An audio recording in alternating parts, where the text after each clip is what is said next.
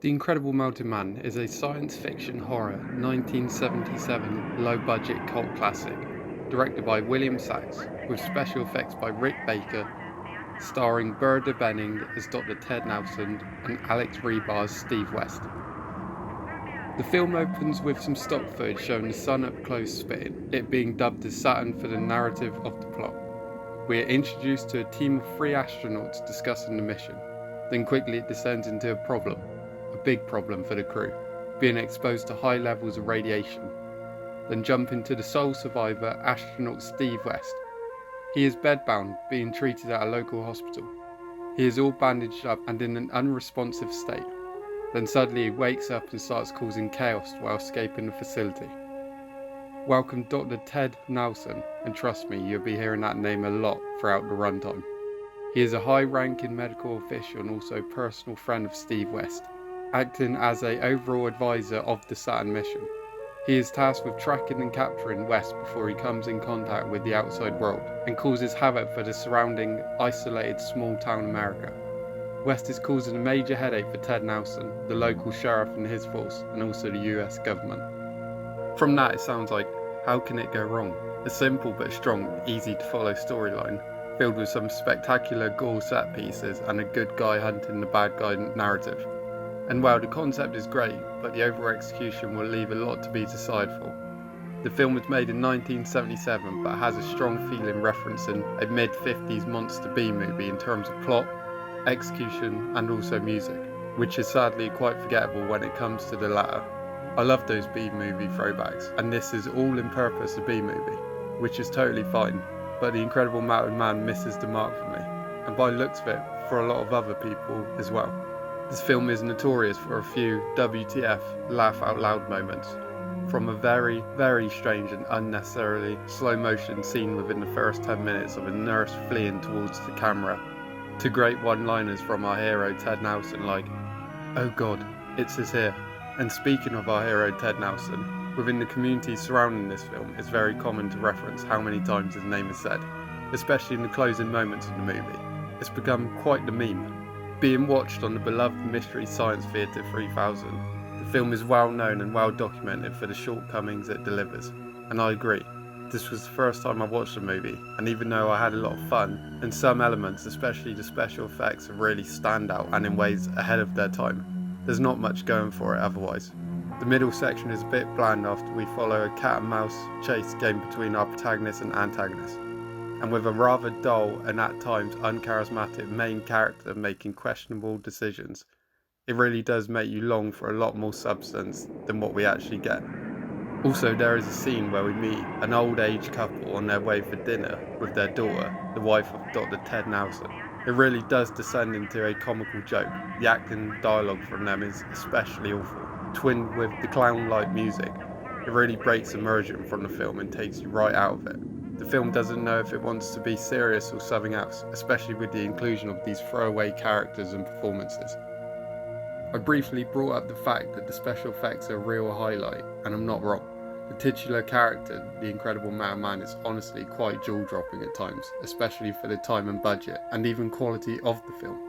Rick Baker, who would go on to much bigger projects like American Wealth in London, Videodrome, Men in Black, and even Michael Jackson's 1983 hit Thriller, doing all the makeup for the huge music video, being beloved by fans and peers alike, and even being recognised by the Oscars, and winning multiple Academy Awards for his absolute amazing work on American Wealth in London, The Wolfman, and many more. This was one of his first projects and really catapulted him into being one of the most successful and sought after special effects artists. His work here is stunning, from the creative kills to the ever-changing Mountain Man, following him literally melting away. The colours really pop with all of the browns, reds, green and pinks that make up what's left of him.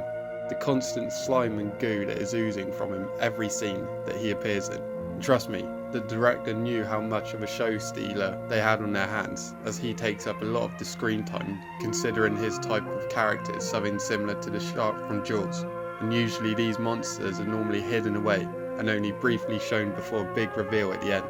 But with this we get a good look at him almost right away. He has a very familiar essence, just like something straight out of an 80s slasher, lurking in the bushes and hiding in the shadows before jumping out to claim his next victim. or victims, especially in the second act where he is almost stalking a singular person and keeping his presence very discreet whilst targeting a house. The director, a man called William Sachs, who would be most known for another cult hit, Galaxina. Also, he is the writer and producer of Exterminator 2, the campy and off-the-wall sequel to the 1980 fan favourite original, The Exterminator. But he is well respected, and his work has earned numerous awards and his films have gained cult followings from hardcore fans. He definitely has a talent for when it comes to writing and script editing, as he has reworked many film scripts for other filmmakers. But sadly, as The Incredible Mountain Man is the only film I've seen of his, I can't make a definitive answer for his other contributions to cinema. Now, when it comes to recommending this film to others, as the film itself, story, and a lot of other aspects fall flat in my opinion, but then the effects are some of the best I've ever seen. I absolutely adore the scenes of the Mountain Man traversing for a desert-like location, with the massive bold sun casting a strong, warm orange colour down on the landscape. Also, with the scenes having a slow down in speed, it's really effective and a visual treat. And the third act is fun, and the final showdown taking place in a functional factory-like facility makes great use of the locations the filmmaker has at his disposal. And I do appreciate what was trying to be delivered, but feel it could have been done a lot better. I would love to see a remake for this, and think it would really benefit from a modern update of it. Keep the cool story of a space mission going wrong, and dealing with the effects of radioactive exposure to a singular or even group, but perhaps add a bit more of a backstory. Flush out the main characters, especially our lead. Add some personality to our main creature, as even though he is going around and causing these grisly murders, we are meant to sympathise with him by the end. But it's hard to when he's been given no time to develop apart from a few scenes where he's having dialogue flashbacks and trying to fight the urge to kill. But that's just not enough. Overall, tighten up the pace and make sure it doesn't drag at times. Then I think The Incredible Mountain Man could really work after an update. Also, for the love of it, please keep the practical effects. Don't let CGI anywhere near it. If it's not broke, then no need to fix it. So yeah, I do recommend it, but just don't get your hopes too high. Especially after seeing a title like The Incredible Mountain Man. It just sounds so cool and gnarly, and in ways it definitely does live up to that epic title. From the cheesy laughs to the incredible effects, and also to the surprisingly effective ending, which has that classic 70s downbeat tone to it. There's good to be had with this movie if you're in the right state of mind about it.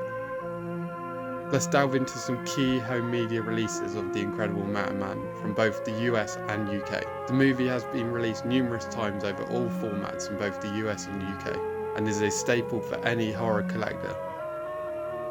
First up, we have a big box pre-serve from the UK by RCA Columbia Pictures. To my knowledge, this is completely uncut. In the States, it was released in 1986 by Orion, depicting a very interesting cover-up, referring to an earlier scene within the movie. In 1993, Vipco got their hands for the distribution right for the film here in the UK, and would release it on VHS, then later on re-release it again on DVD, with two of the worst artworks I've ever seen. First being a shabby Photoshop cover of an astronaut floating in space with an awful cut and paste shot of the Incredible Mountain Man's head just pasted over it, and some fake looking blood over parts of the spacesuit, and later on released with the black and gold covers, Vipco never failing to disappoint. In 2013, over in the States, Shout Factory released this film under their Scream Factory line, using the original poster art, making it a must-have for Shout collectors. It has recently just gone out of print. A year later in the UK, Arrow Video released it with one of my all-time favourite modern cover art, using a rendition of scenes and original art. This cover is beautifully structured and illustrated. I love the satin ring around the deep red eye and the severed head dropping from the waterfall. Just beautiful. Again, this edition is solid, with a beautiful transfer that makes the colours pop, and a host of new special features. And this is a must-have for Arrow fans and Blu-ray collectors in general. I will now be taking an in-depth look at the 2-disc dual format edition. Here is the 2014 dual format Blu-ray DVD release of The Incredible Mountain Man by Arrow Video. I mentioned this a lot in the review itself. It's one of my favourite cover arts, newly commissioned cover arts from a Blu-ray company of recent years. Just a great image. I love the eye, the satin ring around it, the red, the silhouette of him walking in the background, the severed head dropping from the waterfall, the colours, really great work. We have the Arrow Video logo down there, the 18 rated certificate.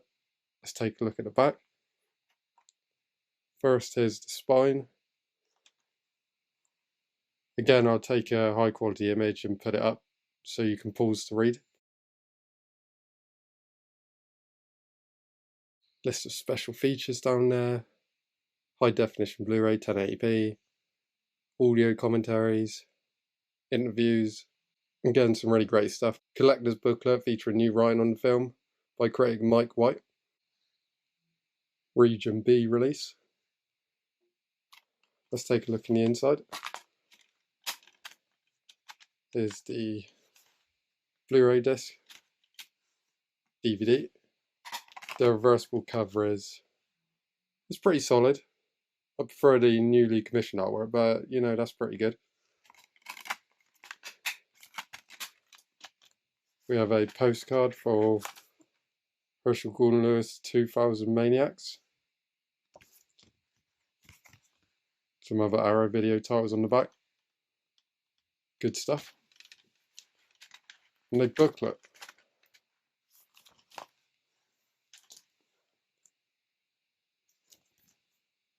Again, good images. Casting credits. Contents. Going Crackers by Mike White. I've not gone through this personally, but again, it looks like a good read. Some nice still images from the film. Oh, that's a great shot. It Came from the Super 8, a part of the history of the first home movie distribution format by Douglas Weir. It's really interesting stuff there. Talks about the transfer, production credits and special thanks. Again, looks like a great read.